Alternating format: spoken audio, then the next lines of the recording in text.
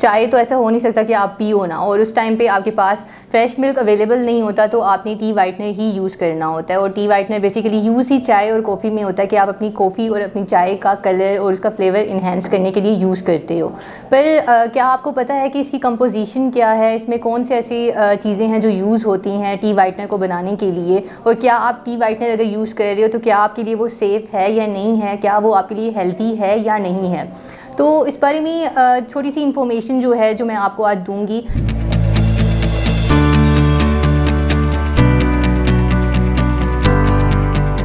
अस्सलाम वालेकुम, मैं हूं न्यूट्रिशनल कंसल्टेंट अरूसा तौसीफ़, और आज हम इस वीडियो में बात करेंगे टी वाइटनर के बारे में। ये बहुत ही कॉमन सी चीज़ है जिसके बारे में आई डोंट थिंक कि किसी कोई ऐसा होगा जिसको ना पता हो, क्योंकि एज अ वर्किंग पर्सन आप अगर ऑफिस जाते हो तो आप डेली बेसिस पे चाय तो ऐसा हो नहीं सकता कि आप पियो ना, और उस टाइम पे आपके पास फ्रेश मिल्क अवेलेबल नहीं होता तो आपने टी वाइटनर ही यूज़ करना होता है। और टी वाइटनर बेसिकली यूज़ ही चाय और कॉफ़ी में होता है कि आप अपनी कॉफ़ी और अपनी चाय का कलर और उसका फ्लेवर इन्हेंस करने के लिए यूज़ करते हो। पर क्या आपको पता है कि इसकी कंपोजिशन क्या है, इसमें कौन से ऐसी चीज़ें हैं जो यूज़ होती हैं टी वाइटनर को बनाने के लिए, और क्या आप टी वाइटनर अगर यूज़ कर रहे हो तो क्या आपके लिए वो सेफ़ है या नहीं है, क्या वो आपके लिए हेल्दी है या नहीं है।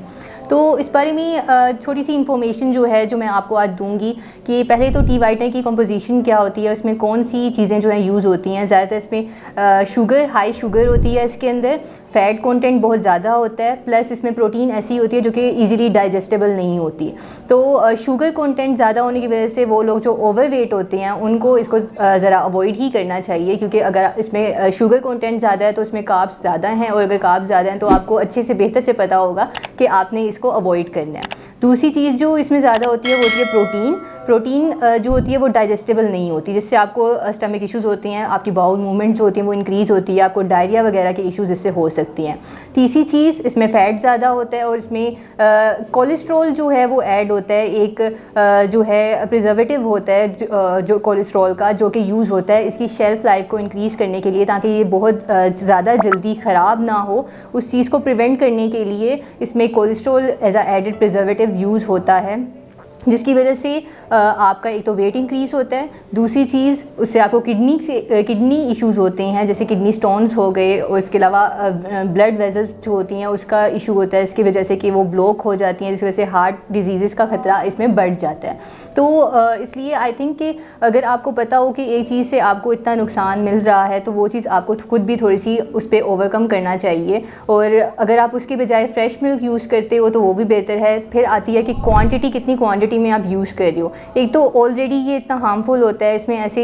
एजेंट्स होते हैं, ऐसे कंपाउंड्स होते हैं जो कि आपकी हेल्थ के लिए ऑलरेडी बेहतर नहीं होते, नॉर्मल नहीं होते, हार्मफुल होते हैं। फिर अगर आप उसको एक टाइम पे एक कप में 5 से 6 स्पून्स आप नॉर्मली यूज़ कर रहे हो, साथ आप एक टी बैग यूज़ कर रहे हो, जो कि दोनों चीज़ें जब मिलती हैं तो उससे आपको क्या ख़तरा होता है, आपके लिए कितना हार्मफुल रहता है, वो आपको उस बारे में इतना आइडिया नहीं होता। और आप 2 से 3 कप्स तो वैसे भी नॉर्मली आप ले लेते हो चाय के ऑफिस में रहते हुए। तो इस चीज़ को थोड़ा सा अवॉइड करने के लिए, इन हेल्थ इश्यूज़ को अवॉइड करने के लिए, कि अगर आप डाइट कर रहे हो, ऑलरेडी आप अपना वेट रिड्यूस करने की कोशिश कर रहे हो, तो आप कोशिश करो कि आप टी वाइटनर को अवॉइड करो जितना आप अवॉइड कर सकते हो। अगर आप ऑलरेडी एक हार्ट पेशेंट हो और आपको दिल की बीमारी है कोई, तो उस टाइम पे भी आपको टी वाइटनर अवॉइड करना है, क्योंकि इससे आपकी ब्लड वेसल्स जो हैं, जो आपकी हार्ट की आपकी दिल की जो सेहत है, आपकी हार्ट हेल्थ जो है वो मज़ीद अफेक्ट होगी। तीसरी चीज़ के अगर आप एक किडनी पेशेंट हो, आपको किडनी का कोई इशू है, किडनी स्टोन्स का इशू है, या जो भी आपको किडनी का इशू है, तो उस टाइम पे भी आपने कोशिश करनी है कि आप टी वाइटनर को ज़्यादा से ज़्यादा अवॉइड करो, क्योंकि इसमें जो ऐसे एजेंट्स और कंपाउंड्स होती हैं जो कि आपकी हेल्थ के लिए नॉर्मल नहीं होते। अगर मज़ीद इसके अलावा आपको कोई भी इन्फॉर्मेशन चाहिए या आप अपनी अपॉइंटमेंट बुक करवाना चाहते हैं तो यहाँ पे आप क्लिक करके अपनी अपॉइंटमेंट किसी भी टाइम मेरे साथ बुक करवा सकते हैं। Thank you.